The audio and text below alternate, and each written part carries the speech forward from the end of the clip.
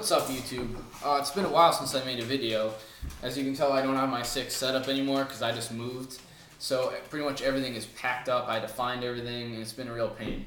So it's been a while since I made a real video, and finally I've got the chance to make one. This video is a request by Digides12345.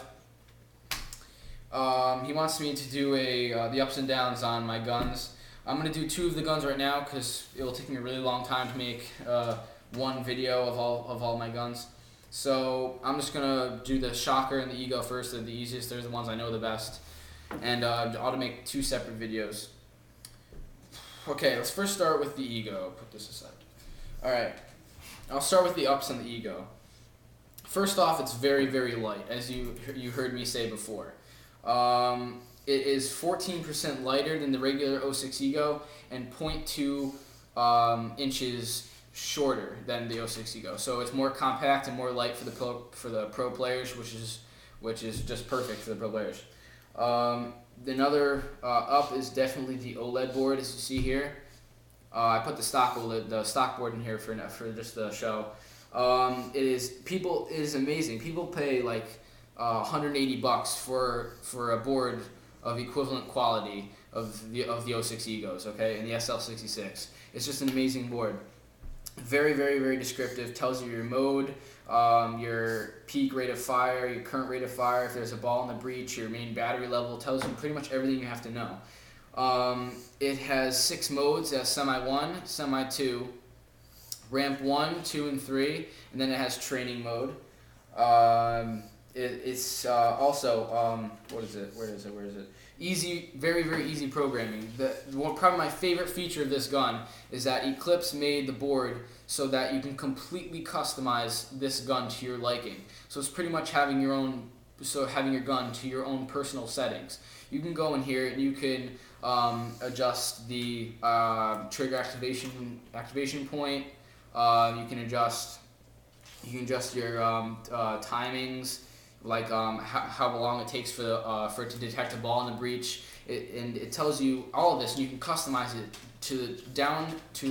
it tells you down to the nitty gritty. You can pretty much customize the entire gun to your liking. Now, right now, this gun is completely personalized for me, which is wonderful. This is why it's one of my favorite guns. Has a very, very walkable trigger, especially the SL66. They eliminated the magnetic trigger return, which some people might not like, but the pros' top choice is spring, which is why they incorporated a spring trigger. Plus, the trigger is longer, a little bit longer, flatter, and wider to accommodate more people's hands and to walk it faster. Currently, I can walk it extremely fast. I can definitely hit the 15 BPS cap very easily, and I can definitely reach higher on unlimited or no cap semi. It's just a great, great, great trigger. Has a 2-piece shaft barrel, .693, best barrel ever, best barrel size ever, accommodates all kinds of paint. Currently, this barrel is Loctited. The first owner Loctited it together. I don't know why you do that, but whatever. But it's a great, great barrel. Very smooth bore. As I said, .693. I wish it was a shaft kit, but it's just a great barrel, 14-inch. Let's see. It has comes with the SL66 comes with an on-off. This is the special on-off specifically made for the SL66. As you see, also Eclipse incorporated this same SL66 ASA on the first generation E-Tex. As you see here, there's a screw that comes out here. I actually like this better than the new purge systems that are coming on the E-Tech 2s and the new Egos, simply because the little screw is pretty hard to turn, as my friends have 08s, my friend has an 08 and a couple of my friends have E-Techs, and I like this one a lot better. It's really easy to use. And as I said, it's also slimmed down, especially for the SL66 gun. It has the LPR is external, as you see here, very easy to use. Mine is currently about 3 to 4 turns out. Very easy. All you do is stick an Allen wrench in there and tune it to your liking. The velocity adjustment is pretty easy. It's at the bottom of the reg for where it's easy to reach. I like it on the back of the gun, like the dies and stuff like that, but this is pretty easy too. It's better than the shockers, which you have to use a wrench to adjust it. So no complaints on that. Has high rates of fire, as I said before. Hits 15 BPS on the stock board, and if you put another board in it, it can absolutely rip at like 30 BPS. Easy maintenance, very easy maintenance. All you gotta do is unscrew the back cap, take out the bolt, lubricate them both, and put them back in. Is pretty much the easy maintenance. But if you want to pretty much get into the entire gun, or a more thorough maintenance, pretty much you take off the grip frame, which I had a video on, but it got rejected since it was too long.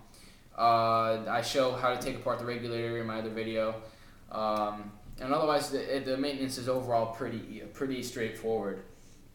Pretty consistent too. I get around 11,000 shots off. 1,100 shots off of a 6845 air tank, pure energy, which is pretty decent. Poppet valve. Love poppets. They're my favorite type of gun. Feed neck is excellent. Eclipse went with this feed neck for a long time, simply because it's great durability. It pretty much accommodates all types of hoppers, from a velocity to the rotor to everything you want. And overall, it looks great. As I see, look, the milling on this gun is so precise, and the precision they must have had to engrave this Bushwhackers emblem is perfect. I mean, you don't see milling like this anymore. Pretty much all the newer ones are all have all these crazy lines on them. This is just pure and simple, beautiful polished anodizing. It just looks amazing. Just phenomenal. My only complaint about this gun is that when you're Superman sliding on like a muddy day, dirt and stuff could get inside of your bolt and inside of your breech, but whatever, it's paintball. Okay, now let's see if I can go to the shocker. No, I'll make another video on the shocker. Thanks for watching. Digites 12345. I'm going to make another video on the shocker. You should check it out.